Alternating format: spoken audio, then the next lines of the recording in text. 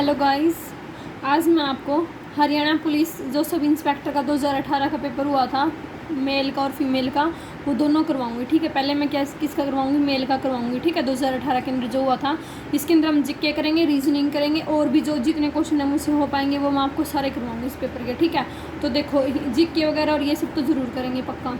ठीक है, तो देखो फर्स्ट क्वेश्चन क्या था, हरियाणा के निम्नलिखित में से किस जिले की सीमा दो राज्यों से लगती है। हमें क्या बताना है कि हरियाणा के कौन से जिले हैं, कौन सा ऐसा जिला है जिसकी सीमा दो राज्यों से लगती है। तो क्या आएगा, यमुनानगर आएगा। ठीक है, साथ में इंग्लिश में भी दे रखा है, which of the following district of Haryana shares it's boundary with two state. ठीक है, तो हरियाणा के किस जिले की जो सीमा है वो दो राज्यों से लगती है, तो क्या आएगा, यमुनानगर आएगा। ठीक है, इसकी एक्सप्लेनेशन भी दे रखी है फुल, देखो क्या बोल रहा है ये।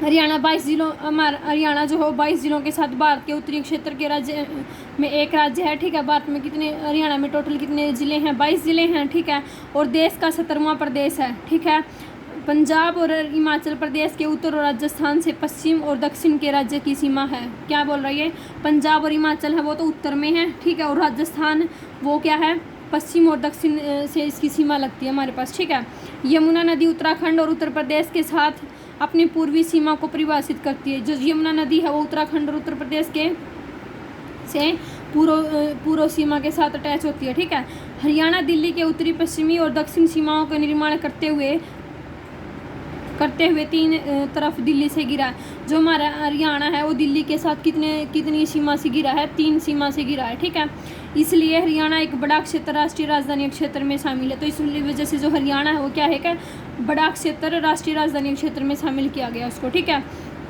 यमुनानगर हरियाणा का एक जिला है जो दो राज्यों हिमाचल और उत्तर प्रदेश के साथ अपनी सीमा साझा करता है। ठीक है, यमुनानगर एक ऐसा जिला है जो राज्यों के साथ क्या करता है, सीमा साझा करता है, जैसे एक तो हिमाचल के साथ और एक उत्तर प्रदेश के साथ। ठीक है, यमुनानगर जिले के प्लाईवुड इकाइयाँ और कागज उद्योगों के लिए जाना जाता है। ठीक है, यमुनानगर जो राज्य जिला है उसको किस नाम से, किस चीज़ से ज़्यादा फेमस है, कागज़ के उद्योग के लिए। ठीक है, नेक्स्ट क्वेश्चन, ये हमारा फर्स्ट क्वेश्चन था। नेक्स्ट क्वेश्चन देखो क्या दे रखा है, मैथ का दे रखा है। क्या दे रखा है, x plus a the total number of terms in the expansion x plus a की power 51 minus x minus a की पावर 51 आफ्टर सिंप्लीफिकेशन। ये बताना है कि इसकी जो ये हमारे पास एक्सपेंशन दे रखा है इसमें कितनी टोटल नंबर ऑफ टर्म्स आएंगी। तो देखो मैं आपको करवाती हूँ, क्वेश्चन सोल्व करवाती हूँ। यहाँ पे क्वेश्चन क्या दे रखा है,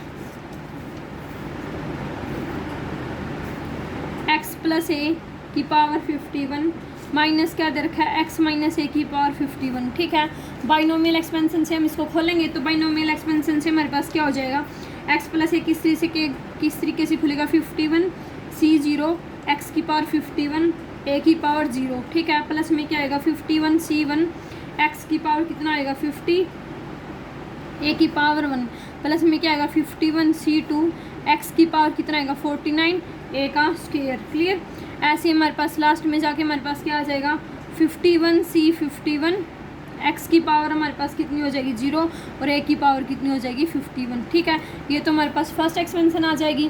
सेकंड एक्सपेंशन अगर हम खोलेंगे तो वो हमारे पास क्या आएगी, सेकंड एक्सपेंशन क्या आएगी, माइनस में क्या आएगा 51 C0 x की पावर 51 a की पावर 0। ठीक है, माइनस में क्या आएगा 51 C1 x की पावर 50 a की पावर 1, माइनस में क्या आएगा 51 C2 x की पावर 49 a की पावर 2। ठीक है, इस तरीके से जाएगी। माइनस में क्या आएगा 51 C3 x की पावर 48 a का क्यूब। क्लियर, लास्ट में हमारे पास क्या आ जाएगी, माइनस का क्या आ जाएगी 51 C, यहाँ प्लस माइनस अल्टरनेट साइन चलेंगे, माइनस प्लस माइनस प्लस। ठीक है, 51 C 51 x की पावर 0 a की पावर कितना हो जाएगा 51। क्लियर, इस तरीके से आ जाएगी हमारे पास।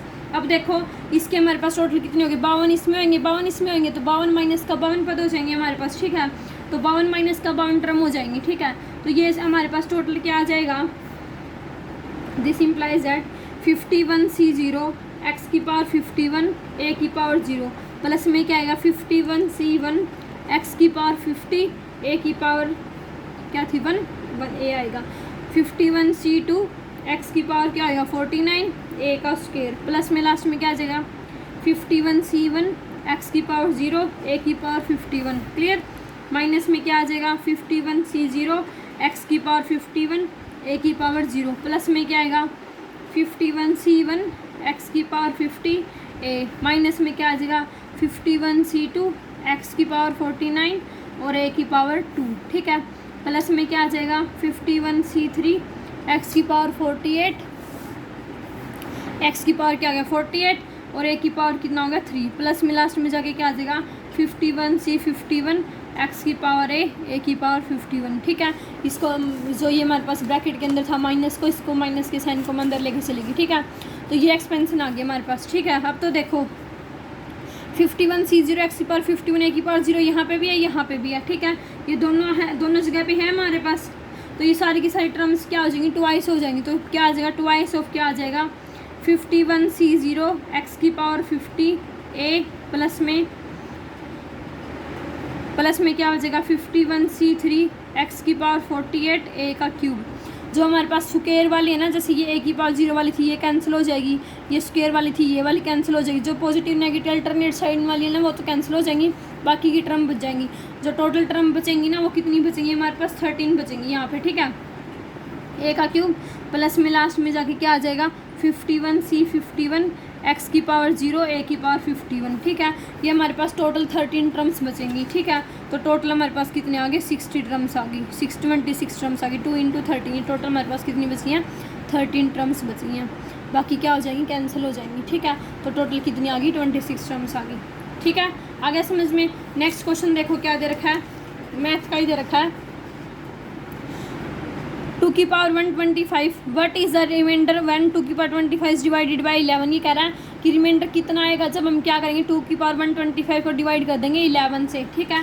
तो रिमाइंडर बताना है। तो देखो हमारे पास क्वेश्चन क्या दे रखा है 2 की पावर 125 दे रखा है, ठीक है। इसको कह रहा है कि 11 से डिवाइड कराएंगे, इस डिवाइडेड बाय 11 देन रिमाइंडर बताना है, ठीक है। तो 2 की पावर 125 है, इसको मैं क्या लिख सकती हूँ 2 की पावर 4 और इसकी पावर कितनी लिख सकती हूँ 31 इंटू में क्या हो जाएगा 2। 2 की पावर 4 कितना होता है 16 होता है, तो 16 की पावर 31 इंटू में 2, ठीक है। अब 16 है, 16 को मैं क्या लिख सकती हूँ 11 प्लस का 5 लिख सकती हूँ और इसकी पावर क्या आएगा 31 इंटू में प्लस का क्या आ जाएगा इंटू में क्या आ जाएगा 2 आ जाएगा, ठीक है। अब देखो यानी कि इस टर्म को मैं जब 11 से डिवाइड करूँ तो रिमाइंडर यहाँ पे कितना आएगा 5 आएगा, ठीक है। तो 11 को जब 11 से हम इसको भाग करेंगे तो रिमाइंडर कितना आएगा 5 आएगा इस टर्म का, और इंटू में क्या था 2, तो मल्टीप्लाई में क्या आ गया 2, तो कितना आ गया 10 आ गया, ठीक है। यानी कि जो रिमाइंडर है वो कितना आ जाएगा 10 आ जाएगा। तो ऑप्शन नंबर सेकंड हमारा क्या हो जाएगा ट्रू हो जाएगा, क्लियर। उसके बाद देखो फोर्थ क्वेश्चन क्या दे रखा है, ये हमारे पास किसका है कंप्यूटर का है, वैसे बता देती हूँ इसमें से क्या दे रखा है which is the following is not a paragraph formatting. Paragraph formatting कौन सा नहीं होता अंडरलाइन स्टाइल नहीं होता, ठीक है। ये फोर्थ क्वेश्चन था हमारा। उसके बाद देखो फिफ्थ क्वेश्चन क्या दे रखा है आईपीसी में डैश के तहत जालसाजी को परिभाषित किया जाता है। कौन सी धारा है, कौन सा ऐसा सेक्शन है जिसके द्वारा आईपीसी में यानी कि जालसाजी को परिभाषित किया जाता है। तो कौन सी धारा आएगी हमारे पास धोखाधड़ी के मामले में कौन सी आती है धारा 463 आती है, ठीक है। तो धारा क्या आ जाएगी 463 आ जाएगी, क्लियर। लिख भी रखा है यहाँ पे क्या कि धोखाधड़ी भारतीय दंड संहिता 1860 के तहत एक अपराध है जिसे धारा 463 में परिभाषित किया गया है, ठीक है।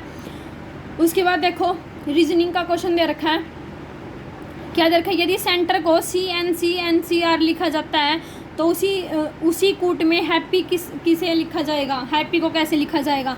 तो देखो एक अक्षर छोड़ के एक अक्षर ले रखा है, जैसे सेंटर था CENTER था, ठीक है। तो यहाँ पे क्या कर दिया फर्स्ट ले लिया, सेकंड छोड़ दिया, थर्ड ले लिया, फोर्थ छोड़ दिया, फिफ्थ छोड़ दिया, सिक्स ले लिया, ठीक है। तो इस तरीके से लेके ऐसे ही हैप्पी में करेंगे। हैप्पी में क्या आएगा फर्स्ट ले लिया, सेकंड छोड़ दिया, थर्ड ले लिया, फोर्थ छोड़ दिया, फिफ्थ ले लेंगे, सिक्स छोड़ देंगे, तो ये बन जाएगा हमारे पास, क्लियर। उसके बाद देखो नेक्स्ट जीके का क्वेश्चन कौन सा है क्वेश्चन नंबर 8 था वो जीके का है। देखो क्या देखा है फतेहाबाद जिले का नाम किस इसमें नामोस्तरीय मुख्यालय कस्बे पर पड़ा है जिसकी नींव धारा 14वीं सदी में अपने बेटे फतेह खान के नाम पर रखी गई थी, ठीक है। तो बताओ किसके नाम पर रखा गया था फिरोज शाह तुगलक के नाम पर रखा गया था। तो क्या आ जाएगा हमारे पास फिरोज शाह तुगलक आ जाएगा, ठीक है। वो फिरोज शाह तुगलक ने अपने बेटे के नाम पर फतेह खान के नाम पर फतेहाबाद ज़िले का नाम रखा था, ठीक है 14वीं शताब्दी के अंदर, क्लियर। और जो फतेहाबाद ज़िला है वो 15 जुलाई 1967 को हिसार ज़िले से अलग करके बनाया गया था, ठीक है। उसके बाद देखो, निम्नलिखित में से कौन सा हरियाणा का भौगोलिक लक्षण नहीं है? हरियाणा का भौगोलिक लक्षण नहीं है ये बताना है, ठीक है। तो क्या आ जाएगा? चंबल घाटी आ जाएगा, ठीक है। चंबल घाटी का संबंध हरियाणा राज्य से नहीं है, ये हमारे पास इसका जो संबंध है वो किससे है? राजस्थान राज्य से है, ठीक है, हरियाणा से नहीं है। तो निचली शिवालिक पहाड़ियाँ हिमालय की तलहटी में हरियाणा के उत्तर पूर्व में स्थित है, और ये हमारे पास जो शिवालिक की पहाड़ियाँ वो कहाँ है? हरियाणा के उत्तर पूर्व में स्थित हैं। बागर ट्रैक्ट हरियाणा के दक्षिण पश्चिम में उर्द रेगिस्तान सूखा रेतीला मैदान है। इसने क्या बोला कि जो बागर ट्रैक है, ये वाला जो सेकंड ऑप्शन था बागर भूभाग, ये कहाँ पे है? दक्षिण पश्चिम में है, ठीक है। यमुना घगर मैदान की दिली दोआब भू भी कहा जाता है, और यह है राज्य का सबसे बड़ा हिस्सा है जिसमें सतलज, गंगा, दोआब, घग्गर, ये सारी की सारी जो यमुना ये नदियाँ हैं ये शामिल आती हैं इसके अंदर, ठीक है। देखो अब नेक्स्ट क्वेश्चन है इंडिया जीके का, क्या सीरिया की राजधानी है? कैपिटल बतानी है सीरिया की। सीरिया की कैपिटल क्या आएगी? दमास्कम आएगी, ठीक है। दमास्कम किसकी राजधानी है? सीरिया की राजधानी है, ठीक है। दमास्कम सीरिया की राजधानी और इस देश का दूसरा सबसे बड़ा शहर है, ठीक है। देश का सबसे बड़ा शहर है, दूसरा शहर है हमारे पास क्या? दमास्कम, ठीक है। इसे आमतौर पर सीरिया में सैम के रूप में जाना जाता है, और इसे जैस्मिन के शहर से के नाम से भी जाना जाता है, ठीक है। जैस्मिन का शहर भी बोला जाता है इसको, क्लियर। ये तो पता ही होगा सबको, ये वाला क्वेश्चन तो 10th क्वेश्चन तो 11th क्वेश्चन तो क्या कि वायुमंडल की परत जहाँ विद्युत चालकता होती है, विद्युत चालकता होती है वो हमारे पास कौन सा होता है? आयन मंडल होता है, यानी कि आयनोस्फीयर होता है, क्लियर। उसके बाद देखो क्वेश्चन क्या है, the book I do what I do, यानी कि जो पुस्तक है I do what I do, ये किसके द्वारा लिखी गई है? रघुराम राजन के द्वारा लिखी गई है, ठीक है। रघुराम राजन के द्वारा लिखी है, तो ये ऑप्शन इसका ट्रू हो जाएगा। क्या है? भारतीय रिजर्व बैंक के पूर्व गवर्नर यानी कि जो एक क्वेश्चन ओपन क्या देखो क्या कि जो रघुराम राजन है ना वो क्या है? भारतीय रिजर्व बैंक के पूर्व गवर्नर हैं, ठीक है। I do what I do पुस्तक लिखी इन्होंने, यह पुस्तक 5 सितंबर 2017 को अंग्रेजी भाषा में लिखी गई थी, ठीक है। कब लिखी गई थी? 5 सितंबर 2017 को अंग्रेजी भाषा में लिखी गई थी, ठीक है। यह पुस्तक डॉक्टर रघुराम राजन द्वारा भारतीय रिजर्व बैंक के गवर्नर के रूप में अपने कार्यकाल के दौरान दिए गए सभी भाषणों के संग्रह को प्रकाशित डालती है, इनके, ठीक है। जो इसने जो भारतीय रिजर्व बैंक में गवर्नर था तो इसने जो काम किए थे ना उसके अंदर बैंक के अंदर उन सभी कामों पर रिलेटेड है ये पुस्तक, ठीक है। उसके बाद ये क्वेश्चन नहीं है, ये नहीं करवाऊंगी मैं आपको, ये कंप्यूटर का है ये भी नहीं करवाऊंगी। उसके बाद ये क्वेश्चन देखो, मैथ का क्वेश्चन दे रखा है, क्या दे रखा है? Let A B C D E with observation with the mean M and standard deviation N. क्या दे रखा है? ए बी सी डी हमारे पास ऑब्जर्वेशन दे रखी है, मीन एम दे रखा है, स्टैंडर्ड डेविएशन क्या है? एस है, ठीक है। The standard deviation of the observation KX1, KX2, KX3, KX4, KX5, इसकी क्या बतानी है? स्टैंडर्ड डेविएशन बतानी है इस ऑब्जर्वेशन की, ठीक है। तो देखो हमारे पास कैसे हो जाएगा,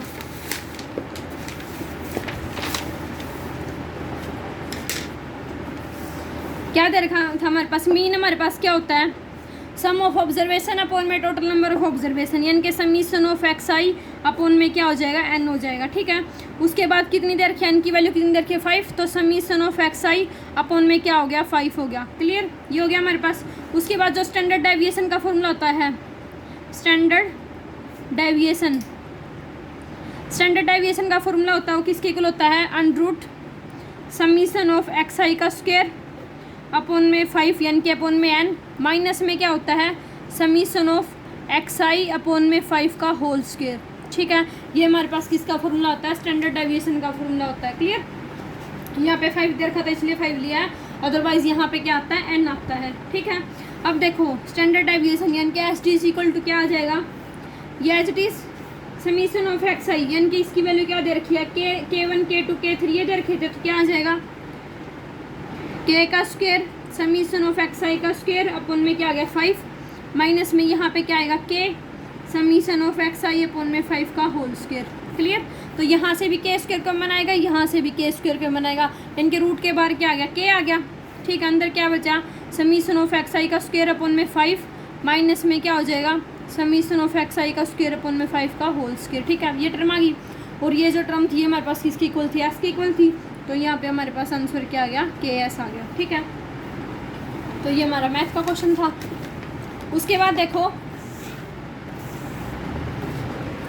उसके बाद देखो क्वेश्चन क्या दे रखा है, 15 क्वेश्चन भी मैथ का ही दे रखा है। What is the sum of the coefficient in the expansion 3 + 2x की पावर 19। ठीक है, ये तो इसमें से देख लो। देखो यहाँ पे क्या दे रखा है, हमें बताना कोफिशिएंट बताना है, यानी कि एक टाइप से x की वैल्यू क्या पुट कर देंगे, 1 पुट कर देंगे। ठीक है, तो x की जगह पे 1 पुट करेंगे तो 3 + 2 × 1 की पावर 99, यानी कि 5 की पावर 99।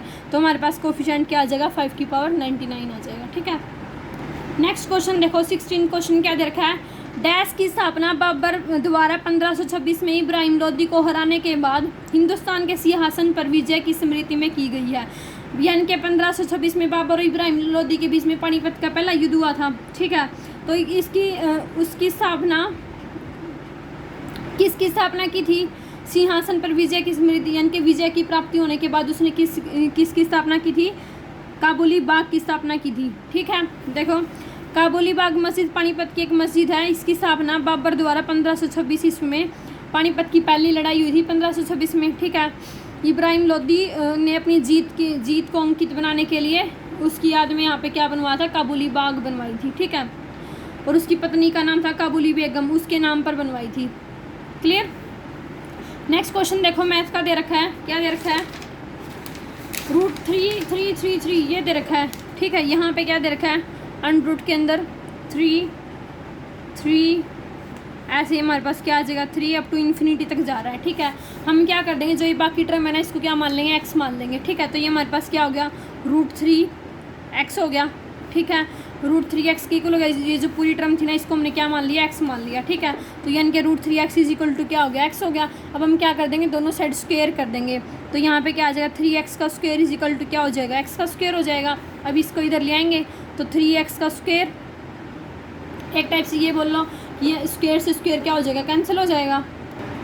ठीक है, ये हमारे पास क्या आ जाएगा, x का स्क्वायर = क्या था, √3x था, तो क्या आ गया, 3x आ गया। ठीक है, तो 3x - का स्क्वायर = 0, x को मान लेंगे, क्या बचेगा, 3 - का x = 0। तो एक तो x की वैल्यू क्या आ गई, 0 आ गई, और एक x की वैल्यू क्या आ गई, 3 आ गई। ठीक है, तो कौन सा ऑप्शन सही हो जाएगा, ए ऑप्शन ट्रू हो जाएगा। ठीक है, x की वैल्यू क्या आ जाएगी, 0 और 3 आ जाएगी। क्लियर। 18 क्वेश्चन देखो क्या दे रखा है, हरियाणा में 2 राष्ट्रीय उद्यान हैं, यानी कि एक क्वेश्चन तो यही बन गया कि हरियाणा में राष्ट्रीय उद्यान कितने हैं, 2 हैं। ठीक है, उनमें से एक सुल्तानपुर राष्ट्रीय उद्यान है, एक का तो नाम बता दिए क्या है, सुल्तानपुर राष्ट्रीय उद्यान। दूसरा बताना, दूसरा कौन सा हो जाएगा, कालेसर राष्ट्रीय उद्यान हो जाएगा। ठीक है, दूसरा कौन सा हो जाएगा, कालेसर राष्ट्रीय उद्यान हो जाएगा। ठीक है, और जो ये कालेसर राष्ट्रीय उद्यान है ये हमारा कहाँ पे है, यमुनानगर जिले के अंदर है। ठीक है, कहाँ पे है, यमुनानगर जिले के अंदर है। उसके बाद देखो ये हमारे पास कंप्यूटर का क्वेश्चन है, which of the following function keys is used as a toggle key for changing referencing mode. Referencing mode को चेंज करने के लिए कौन सी की का यूज़ किया जाता है, तो हमारे पास क्या आ जाएगी, F4 की आ जाएगी। ठीक है, उसके बाद देखो जीके का क्वेश्चन आ गया 20, क्या रखा है, सर्वोच्च न्यायालय द्वारा घोषित कानून देश में सभी न्यायालयों पर बाध्यकारी है, कौन सा अनुच्छेद इससे संबंधित है, ये बताना कि कौन से अनुच्छेद के अंदर आता है, कौन से आर्टिकल के अंदर आता है सर्वोच्च न्यायालय द्वारा घोषित कानून। ठीक है, तो हमारे पास क्या आ जाएगा, ये धारा 141 के अंदर आ जाएगा। ठीक है, कौन सा आ जाएगा, कौन सा आर्टिकल 141 के अंदर आ जाएगा। ठीक है, उसके बाद देखो क्वेश्चन क्या रखा है, निम्नलिखित में से किस नदी का उद्गम अरावली की पहाड़ियों से नहीं है, अरावली की पहाड़ियों से नहीं है बताना है, तो कौन सी नदी आ जाएगी, चेनाब नदी आ जाएगी। ठीक है, नहीं है पूछा है, इन बाकी सब का तो है बट चेनाब नदी का नहीं है। ठीक है, अब देखो जो साहिबी नदी है वो कहाँ है, राजस्थान के सीकर जिले के मनोहरपुर के पास है। ठीक है, साहिबी नदी कहाँ है, राजस्थान के सीकर जिले के मनोहरपुर के पास स्थित है। बेडच नदी कहाँ है, बनास नदी की एक सहायक नदी है, किसकी सहायक नदी है, बेडच नदी बनास नदी की। यह उदयपुर जिले राजस्थान की पहाड़ियों से निकलती है, और कहाँ से निकलती है, उदयपुर जिले से, और उदयपुर जिला कहाँ है, राजस्थान। ठीक है, राजस्थान की पहाड़ियों से निकलती है।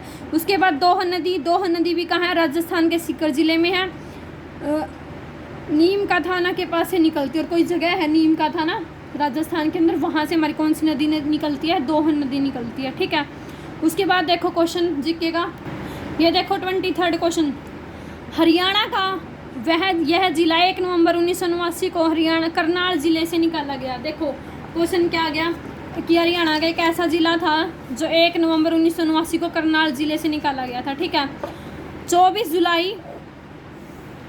24 जुलाई 1991 को इसे फिर करनाल जिले में मिला दिया गया। ठीक है, 1 नवंबर 1989 को तो निकाला, 24 जुलाई 1991 को दोबारा से करनाल जिले में मिला दिया। ठीक है, 1 जनवरी 1992 को दोबारा से फिर करनाल जिले में से अलग कर दिया। ठीक है, तो बताना है कि वह कौन सा जिला है।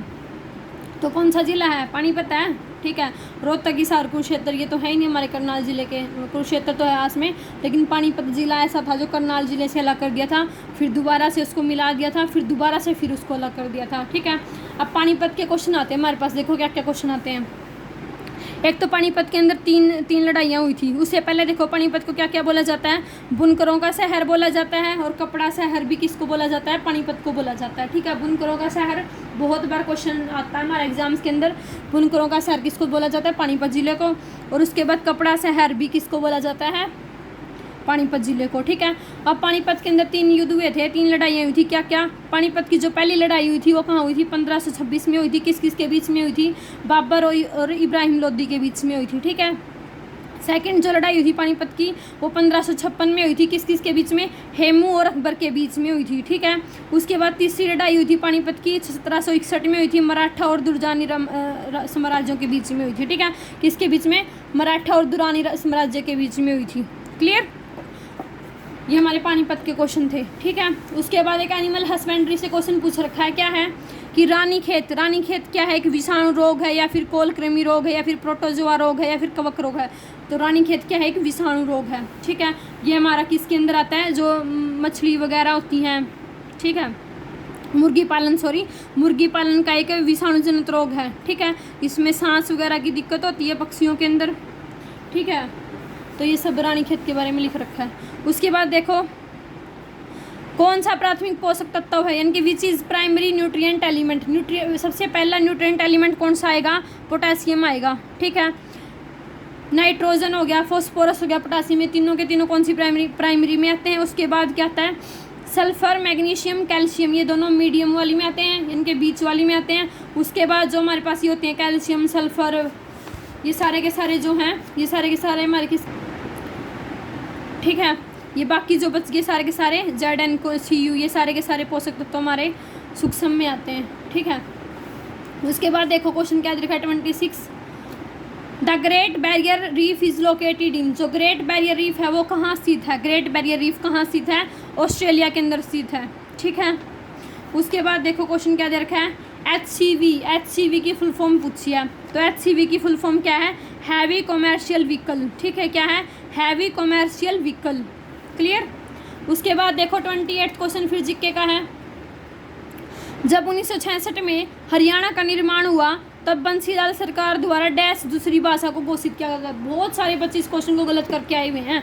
इस क्वेश्चन को बहुत सारे बच्चे क्या लिख के आए हुए हैं? पंजाबी लिख के आए हुए हैं। ठीक है, तो देखो जब 1966 में हरियाणा का निर्माण हुआ ना, तो बंसीलाल सरकार ने जो दूसरी राजभाषा घोषित की थी ना, वो कौन सी की थी? तमिल की थी। ठीक है, तमिल भाषा की थी, ना कि हमारे पास कौन सी की थी? पंजाबी। ठीक है, तमिल भाषा को किया था।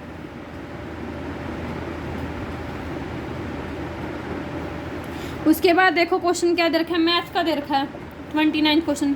cos theta is equal to क्या दे रखा है? x + 1/x। cos थीटा की वैल्यू क्या दे रखी है? x + 1/x। तो हमें क्या बतानी है? x की वैल्यू बतानी है कि किस किस के बीच में लाई करेगी। ठीक है, तो देखो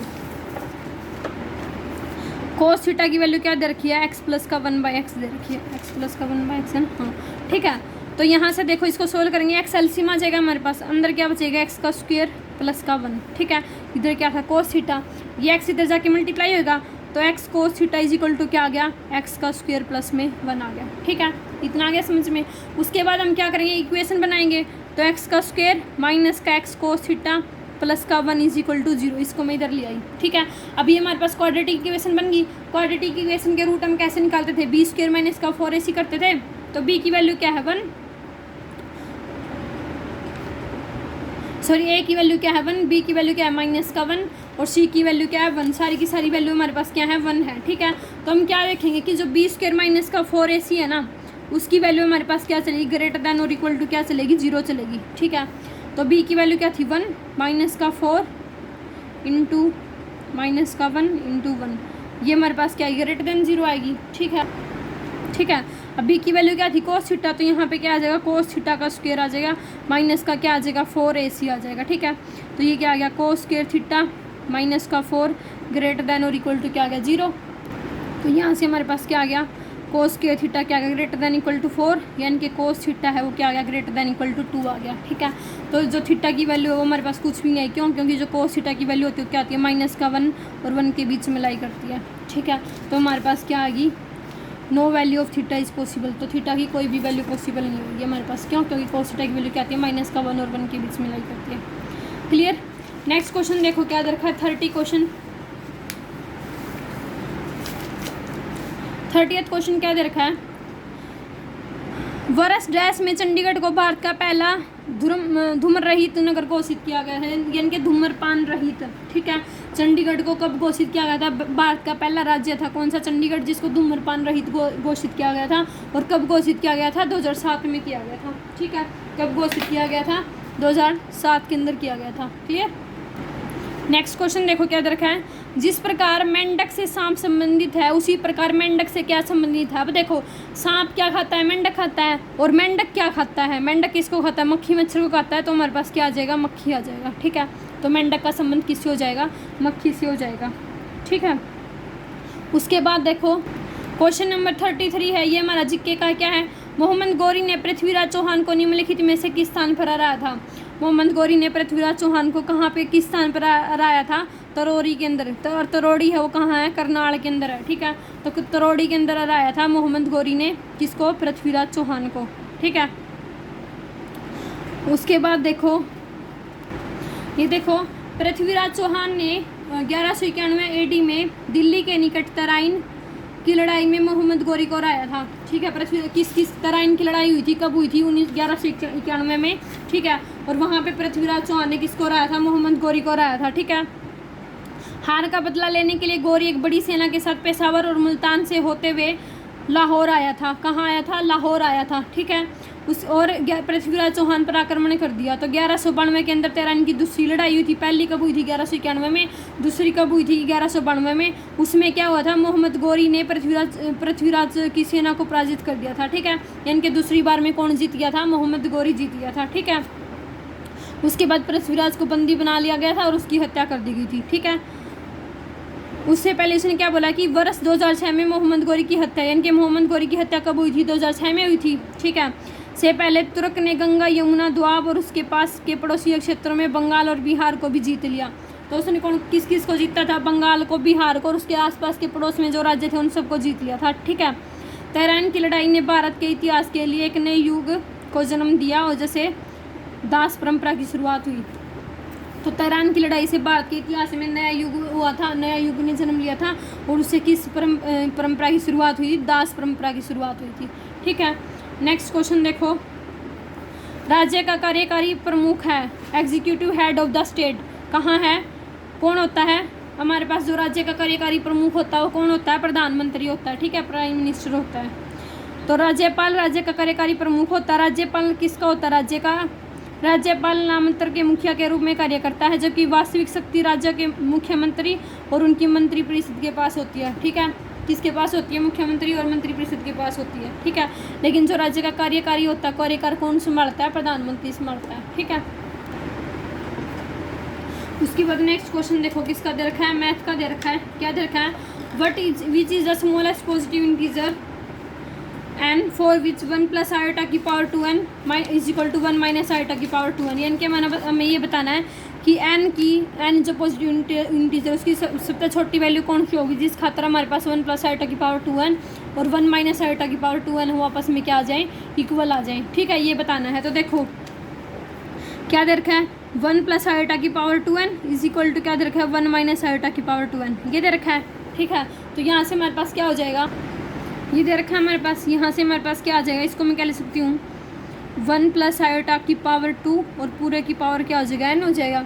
सिमिलरली यहाँ पे 1 माइनस आयोटा की पावर 2 और पूरे की पावर क्या हो जाएगा n हो जाएगा। ठीक है, a प्लस बी के स्क्वायर का फॉर्मूला क्या होता है 1 प्लस आयोटा स्क्वायर प्लस में 2 आयोटा और इस पूरे की पावर क्या है n इज इक्वल टू में क्या आएगा 1 plus iota square minus 2 iota इस पूरे की पावर क्या है n है। ठीक है, आयोटा स्क्वायर की वैल्यू क्या होती है -1 होती है, तो ये तो इससे कैंसिल हो गया। ठीक है, यहाँ क्या बच गया टू की पावर n आयोटा की power n is equal to, यहाँ पे भी ये चीज़ कैंसिल होगी, क्या बच गया, माइनस में टू की पावर यानी कि माइनस का 1 की पावर n, 2 की पावर n और आयोटा की पावर n। ठीक है, 2 की पावर n से 2 की पावर n कैंसिल, आयोटा की पावर n से आयोटा की पावर n कैंसिल, तो -1 की पावर n हो किसके इक्वल बच गया, 1 के इक्वल बच गया। ठीक है, यानी कि n की किस वैल्यू के लिए जो -1 है उसकी वैल्यू क्या आ जाएगी, 1 आ जाएगी। ठीक है, तो यह इसको मैं क्या लिख सकती हूँ, -1 का स्क्वायर लिख सकती हूँ, दोनों के बेस सेम होंगे तो पावर क्या हो जाएगी, इक्वल हो जाएंगी।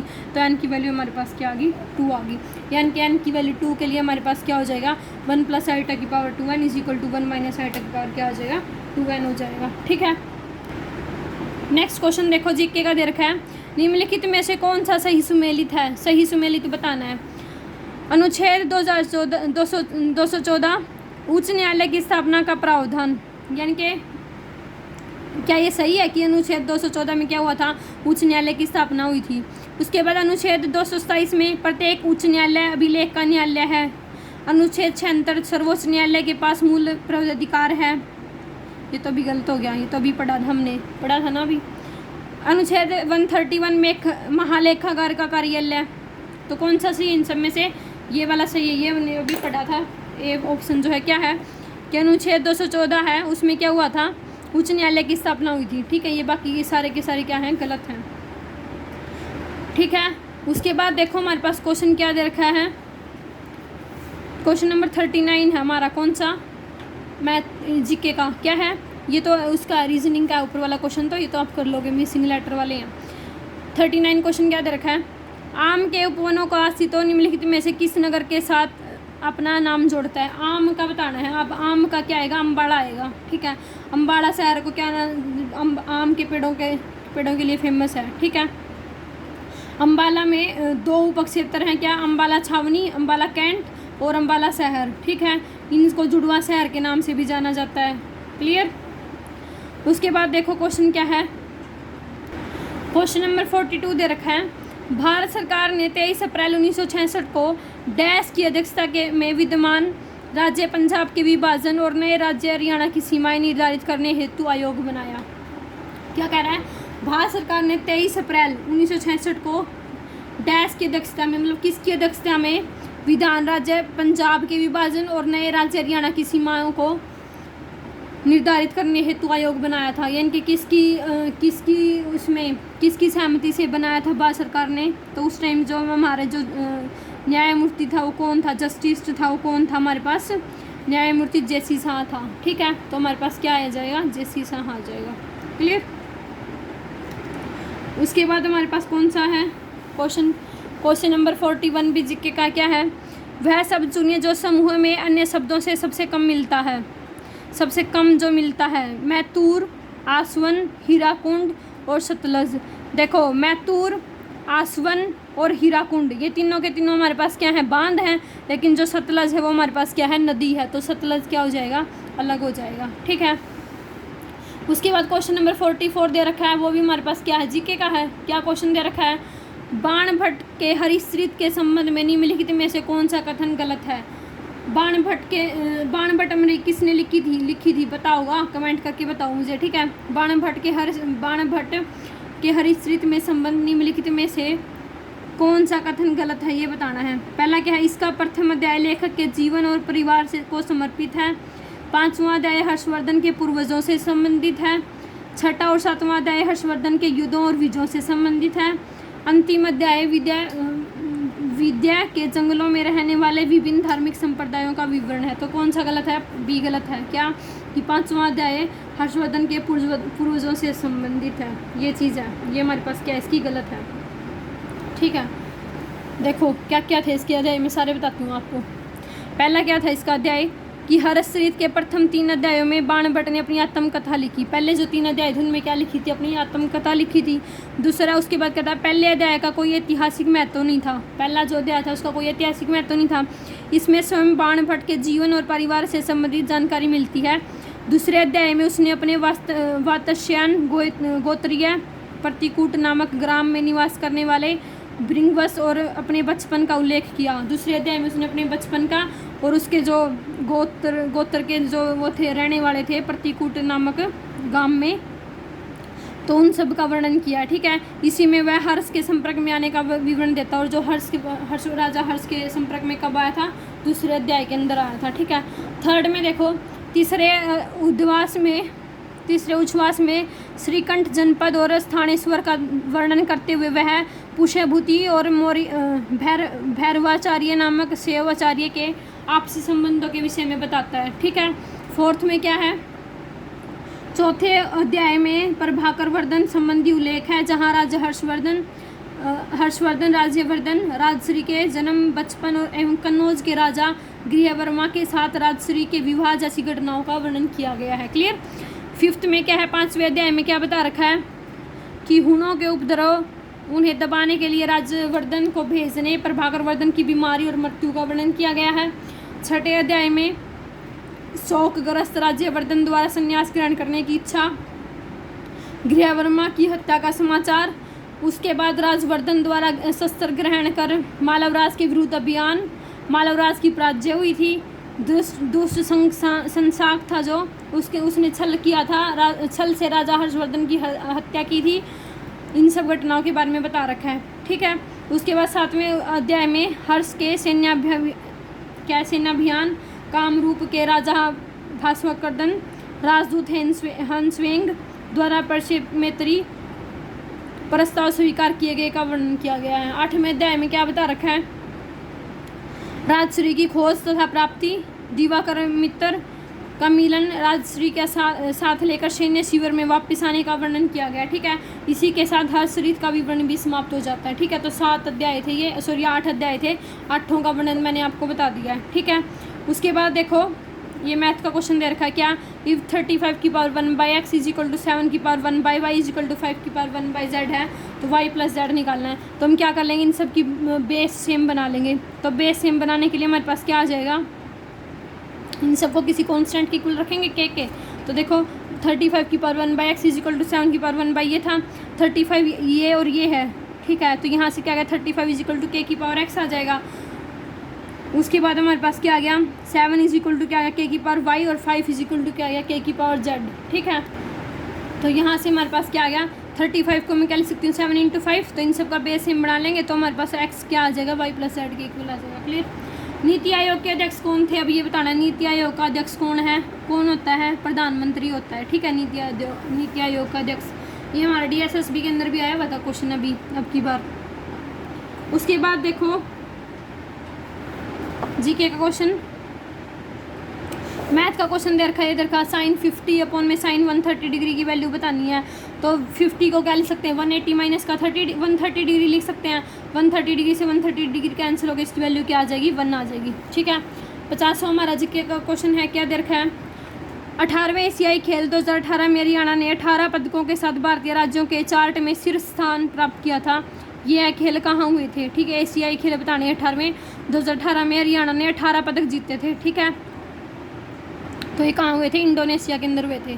कहाँ हुए थे, इंडोनेशिया के अंदर हुए थे। ठीक है, दूध के अंदर दूध के निकलने से के लिए उत्तरदायी हार्मोन कौन सा होता है, तो सबको पता होगा कौन सा होता है, ऑक्सीटोन होता है। ठीक है, ऑक्सीटोसिन हमारा क्या होता है, दूध के निकलने के लिए जो हमारा रिस्पॉन्सिबल हार्मोन है वो कौन सा होता है, ऑक्सीटोसिन होता है। ठीक है, एक क्वेश्चन ये देखा जीके का, वर्तमान में हरियाणा राज्य में राष्ट्रीय राजमार्गों की संख्या कितनी है, 32 है। ठीक है, तो वर्तमान में हरियाणा राज्य में राष्ट्रीय राजमार्ग कितने हैं, 32 हैं। ठीक है, उसके बाद देखो हमारे पास क्या है क्वेश्चन, ये HTTP है, इसकी most popular protocol to connect web application, ये कंप्यूटर का क्वेश्चन दे रखा है, किसके साथ होता है, ये हाइपर टेक्स्ट ट्रांसफ़र प्रोटोकॉल, ये इसकी फुल फॉर्म होती है क्या, हाइपर टेक्स्ट ट्रांसफ़र प्रोटोकॉल। ठीक है, HTTP बहुत बार आता है क्वेश्चंस। उसके बाद देखो 56 क्वेश्चन क्या दे रखा है, कला और सांस्कृतिक विरासत न्यास ने विश्व के पहले विभाजन संग्रहालय की स्थापना टाउन हॉल अमृतसर पंजाब भारत में की, इस न्यास के अध्यक्ष थे। देखो एक क्वेश्चन तो ये बन गया क्या कि जो TAACHT है, इसकी जो विश्व का पहला विभाजन संग्रहालय है और इसकी स्थापना कहाँ हुई है, अमृतसर पंजाब में भारत के अंदर हुई है। ठीक है, तो इसका अध्यक्ष बताना है, इसका अध्यक्ष कौन है, तो इसका अध्यक्ष कौन है, किश्वर देसाई। ठीक है, कौन है, किश्वर देसाई। ठीक है, उसके बाद 57 क्वेश्चन भी हरियाणा जीके का है, हरियाणा की पहली सशस्त्र बल तैयारी संस्था में स्थापित की जाएगी? जो हरियाणा की पहली सशस्त्र बल तैयारी संस्था है वो कहाँ स्थापित की जाएगी? हमारी सोनीपत के अंदर की जाएगी। तो इसका आंसर क्या आ जाएगा? सोनीपत। ठीक है, किसके द्वारा की जाएगी? मुख्यमंत्री मनोहर लाल खट्टर ने सोनीपत के अंदर की थी। ठीक है, सोनीपत के अंदर बनेगा ये हमारा। उसके बाद देखो क्वेश्चन क्या है, ये नहीं है, ये हमारा ऑर्ड न्यूमेरिकल पेयर ये बताना है। देखो 16 और 18, 56, 63, 96, 108, 86, 99, प्रत्येक जो संख्या है ना 2 तो भाग देंगे इन सब ने, तो इन दोनों इनका सबका जो अनुपात होगा वो कितना होगा? 8-9 होगा। लेकिन जो 86 और जो है ना इसने 2 तो भाग देंगे तो 8-9 होगा, मतलब इन सब ने भाग करेंगे ना किसे तो इनका जो रेशो होगा वो 8:9 होगा। लेकिन जो 86, 99 ना इसका रेशो को नहीं होगा 8:9। ठीक है, तो ये सब तक क्या हो जाएगी? अलग हो जाएगी। ठीक है, एक क्वेश्चन ये दे रखा है जीके का, क्या स्मार्ट सिटी मिशन में शामिल नगरों की संख्या? अब स्मार्ट सिटी में कितने नगर शामिल किए गए हैं? 100। ठीक है, स्मार्ट सिटी में कितने नगर शामिल किए गए हैं? 100 नगर शामिल किए गए हैं। ठीक है, उसके बाद 64 क्वेश्चन भी जीके का है, क्या है? डैश को हरियाणा का पहली सूफी कवि माना जाता है। सबसे पहला सूफी कवि हरियाणा का किसको माना जाता है? शेख मोहम्मद तुरक को माना जाता है। ठीक है, तो हरियाणा का सबसे पहला सूफी कवि कौन सा है? शेख मोहम्मद तुरक। ठीक है, उसके बाद 65 क्वेश्चन भी जीके का है, क्या? भारत के सर्वोच्च न्यायालय की पहली महिला न्यायाधीश कौन थी? भारत के सर्वोच्च न्यायालय की पहली महिला न्यायाधीश कौन थी? हमारे पास फातिमा बीबी। ठीक है, फातिमा बीबी हमारे पास क्या थी? भारत के सर्वोच्च न्यायालय की सबसे पहली महिला न्यायाधीश थी। ठीक है, सर्वोच्च न्यायालय से कई सारे क्वेश्चन आए हुए हैं। उसके बाद देखो सुप्रीम कोर्ट से भी कई सारे क्वेश्चन आए हुए हैं, मतलब। उसके बाद देखो ये क्वेश्चन भी जीके का है। हाल ही में निम्नलिखित में से किस राज्य ने सरकार को सूचित किए बिना राज्य में जांच और ऑपरेशन करने के लिए केंद्रीय जांच ब्यूरो यानी कि सीबीआई को दी गई आम सहमति वापस ले ली है? जो सीबीआई को जो आम सहमति दी गई थी वो वापस ले ली गई है कि बिना सूचित किए राज्य के अंदर क्या करनी थी? जांच और ऑपरेशन के लिए अनुमति दे दी गई थी, अब वो वापस ले लिए। तो कौन सा राज्य था? आंध्र प्रदेश। आंध्र प्रदेश के अंदर ये स्कीम चलाई थी, लेकिन अब क्या कर दिया? वापस ले लिया। ठीक है, तो इसका क्या आ जाएगा? आंध्र प्रदेश आ जाएगा। ठीक है, उसके बाद देखो क्वेश्चन क्या है, 69 क्वेश्चन है। हरियाणवी लोक कथाओं, ये हमारे पास जो मिसिंग ये तो उसके रीजनिंग के क्वेश्चन है, आसान से होते रीजनिंग के तो कर लोगे आप। हरियाणवी लोक कथाओं के अनुसार गुग्गा पीर को डैश का रक्षक माना जाता है? गुग्गा पीर को किसका रक्षक माना जाता है? सांप का। ठीक है, मोबाइल फ़ोन में जीपीआरएस डैश के लिए प्रयुक्त होता है? जो जीपीआरएस का सिस्टम है वो मोबाइल फ़ोन में वो किस चीज़ के लिए होता है? डाटा कम्युनिकेशन के लिए यूज़ होता है। कंप्यूटर का क्वेश्चन है। ठीक है, जीपीआरएस जो सिस्टम है वो किस के लिए यूज़ किया जाता है मोबाइल फ़ोन के अंदर? डाटा कम्युनिकेशन के लिए। ठीक है, नेक्स्ट क्वेश्चन देखो, श्रावण मास के शुक्ल पक्ष की तृतीया को मनाए जाने वाला त्यौहार कौन सा है? यानी कि श्रावण माह में शुक्ल पक्ष की तृतीया को जो त्यौहार मनाया जाता है वो कौन सा होता है? तीज का त्यौहार होता है। ठीक है, उसके बाद देखो, उसके बाद हमारा जीके का क्वेश्चन कौन सा है? ये रहा 74 इंडिया जीके का है। हाल ही में वेद गर्भपात पर निम्नलिखित में से किस देश में जनमत संग्रह हुआ? यानी कि अभी हुआ है क्या? वेद गर्भपात पर निम्नलिखित में से किस देश में जनमत संग्रह हुआ है? यानी कि लीगलाइज माना गया अबॉर्शन को, तो किसके अंदर? आयरलैंड के अंदर। ठीक है, उसके बाद देखो 75 क्वेश्चन देखो, डैश एक पारंपरिक पंजाबी मौखिक कथा वर्णन है जो दक्षिण एशिया में अरब प्रायद्वीप के प्रवासियों द्वारा आई। क्या आई थी? किस्सा हमारे पास कहाँ आई थी? एक पंजाबी मौखिक कथा वर्णन है जो किसके द्वारा आई थी? दक्षिण एशिया के अरब प्रायद्वीपों के द्वारा आई थी हमारे पास। ठीक है, पंजाब में क्या? किस्सा। उसके बाद हमारा क्वेश्चन है 77 क्वेश्चन क्या देखा है? दक्षिण एशिया में लहसुन की भली को प्राचीनतम साक्ष्य यहाँ पाया गया था जो परिपक्व हड़प्पा काल का था। दक्षिण एशिया में लहसुन की भली का बताना है। ठीक है, हड़प्पा काल में पाया गया था, तो ये कहाँ पाया गया था? बालू। क्या आएगा? बालू। जगह का नाम क्या है? बालू। ठीक है, यहाँ क्या मिली थी? लहसुन की कलियाँ मिली थी। ठीक है, ये क्या एक छोटा पुरातत्व स्थल है जिसका श्रेय सिंधु घाटी की सभ्यता को है। ठीक है, हरियाणा के कैथल शहर के दक्षिण में स्थित है। ये जो बालू जगह है ये हरियाणा के कैथल शहर के दक्षिण में स्थित है। ठीक है, उसके बाद देखो BHIM का मतलब क्या है? BHIM का मतलब हमारे पास क्या है? भारत इंटरफेस फॉर मनी, ठीक है।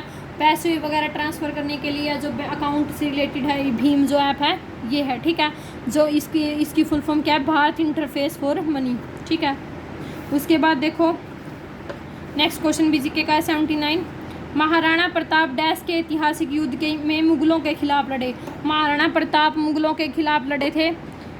कौन सी जगह पे लड़े थे? कौन सी युद्ध के लिए लड़े थे? हल्दी घाटी का युद्ध हुआ था, तो उसमें कौन लड़े थे? महाराणा प्रताप लड़े थे, ठीक है। हल्दी घाटी का युद्ध कब हुआ था? 18 जून 1576 को हुआ था। मेवाड़ के महाराणा प्रताप को समर्थन वाले घुड़सवारों और धनुधारियों और मुगल सम्राट अकबर की सेना के बीच लड़ा गया था, ठीक है। यानी कि महाराणा प्रताप और अकबर तो की सेना थी, उनके पास तो क्या थे? धनुष थे, और जो हमारे महाराणा प्रताप की सेना थी वो घोड़ों पे सवार होकर आई थी, ठीक है। उसके बाद 1568 में चित्तौड़गढ़ की विकट घेराबंदी में मेवाड़ को उपजाऊ भूमि बेल्ट के मुगलों को दे दिया गया था। यानी कि 18 जून 1576 को हुआ था हल्दी घाटी का युद्ध, ठीक है। उसके बाद देखो ये हमारा कंप्यूटर का क्वेश्चन है, मैथ का क्वेश्चन है, ठीक है। उसके बाद हमारा आता है जीके का क्वेश्चन, ये रहा। हाल ही में भारत पहला 3D तारामंडल निम्नलिखित में से किस नगर में उद्घाटित किया गया है? हाल ही में भारत में पहला 3D तारामंडल निम्नलिखित में से किस नगर में उद्घाटित किया गया है? तो कौन सा किया गया है? स्वामी विवेकानंद तारामंडल किया गया, और ये कहाँ है? मैंगलोर के अंदर है, ठीक है। कौन सा? स्वामी विवेकानंद तारामंडल, और कहाँ पे है? मैंगलोर के अंदर है। उसके बाद देखो 85 क्वेश्चन। विश्व विरासत स्थलों में से एक कालका शिमला रेलवे वर्ष डैश में बनी। जो कालका शिमला रेलवे है वो कब बनी थी? 1896 के अंदर बनी थी, ठीक है। 1896 में बनी थी कालका शिमला रेलवे, ठीक है। उसके बाद देखो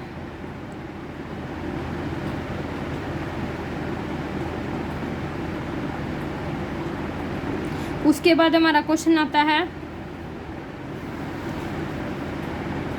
क्वेश्चन नंबर 88।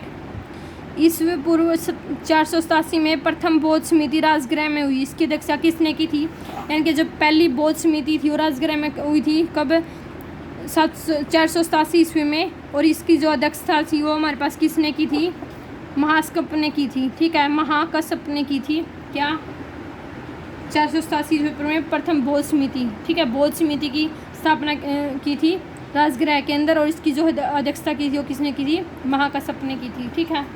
सारी की सारी बौद्ध समिति दे रखी हैं। प्रथम बौद्ध समिति कहाँ हुई थी? संगीति कहाँ हुई थी? स्थान राजगृह।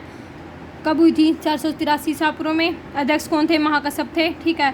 शासनकाल किसका था? अजातशत्रु हर्यवंश के काल में। उद्देश्य क्या था? बुद्ध के उपदेशों को 2 पिटकों विनय पिटक और सूत पिटक में संकलित किया गया, ठीक है। सेकंड जो द्वितीय बौद्ध संगीति हुई थी वो वैशाली में हुई थी, ठीक है। कब हुई थी? 383 ईसा पूर्व में हुई थी। अध्यक्ष कौन था इसका? साबक कमीर था, ठीक है। सर्वकमान कामनी साबक कमीर। शासनकाल किसका था? काला शोक का था, ठीक है। इनके शिशु नागवंश के शासनकाल में हुई थी।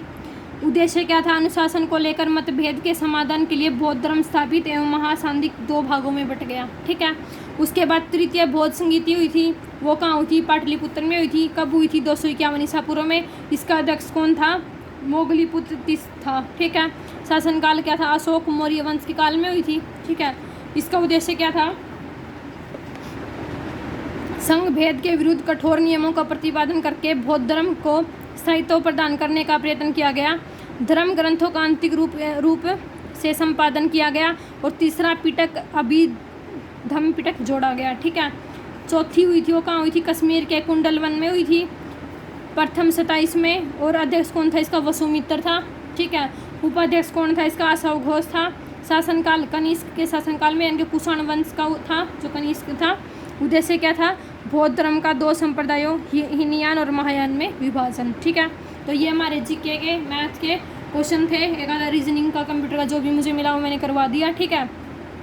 उसके बाद आपको देखो हिंदी के क्वेश्चन करवाती हूँ इसमें से 2018 के पेपर में से। कौन सा वाक्य शुद्ध है? शुद्ध वाक्य बताना। तो कौन सा वाक्य शुद्ध है? राम ने कहानी सुनेगा, गलत। राम ने कहानी सुनता है, गलत। राम ने कहानी सुनता था, गलत। राम ने कहानी सुनी है, ये हमारा क्या है? शुद्ध वाक्य है, ठीक है। तारे गिनना मुहावरे का अर्थ क्या है? तारे गिनना। तारे कब गिनते? जब नींद नहीं आती, तो क्या आएगा? नींद ना आना, ठीक है। लड़का शब्द का भाववाचक संज्ञा का रूप है। लड़का शब्द का भाववाचक संज्ञा का रूप क्या है? लड़का का हमारे पास क्या आएगा? लड़कपन आएगा। तो क्या आ जाएगा? लड़कपन। ठीक है। शब्द किसे कहते हैं? शब्द किसे कहते हैं? एक या एक से अधिक वर्णों से मिलकर बनी हुई सार्थक ध्वनियों को क्या बोलते हैं? शब्द बोलते हैं। ठीक है। राजा की सभा, राजसभा, ये कौन सा समास है? राजा की सभा, यानी कि क्या कर रखा है? तो इसमें कौन सा समास है? तत्पुरुष समास है। ठीक है। संबंध कारक का, तत्पुरुष का चिन्ह का, की, रा, री, रा, रे, नी, ना, न होता आता है, विकल्प सी सही है। तो क्या आएगा? तत्पुरुष आएगा। इनके का आ गया, का, के, की, ये सारे किस में आते हैं? तत्पुरुष में आते हैं। ठीक है। माँ बच्चे को दूध पिलाती है, इस वाक्य का कर्मवाच्य रूप क्या है? माँ ने बच्चे को दूध पिलाया। माँ से बच्चे को दूध पिलाया जाता है, तो क्या आ जाएगा? डी आ जाएगा। माँ से बच्चे को दूध पिलाया जाता है, तो ये इसका क्या आ जाएगा? कर्मवाच्य आ जाएगा। ठीक है। तो ये हमारा 2018 का पेपर था। मेल का जो पेपर हुआ था वो था कल। इसके बाद मैं आपको फीमेल का करवाऊंगी 2018 के अंदर जो हुआ था। ठीक है। तो इससे आपको आइडिया मिल गया होगा किस टाइप का पेपर आता है। तो अपनी तैयारी करना। All the best. Thank you. अगर आपको मेरा पढ़ाई हुआ समझ में आता है तो प्लीज़ मेरे चैनल को लाइक, शेयर और सब्सक्राइब ज़रूर करें। Thank you guys.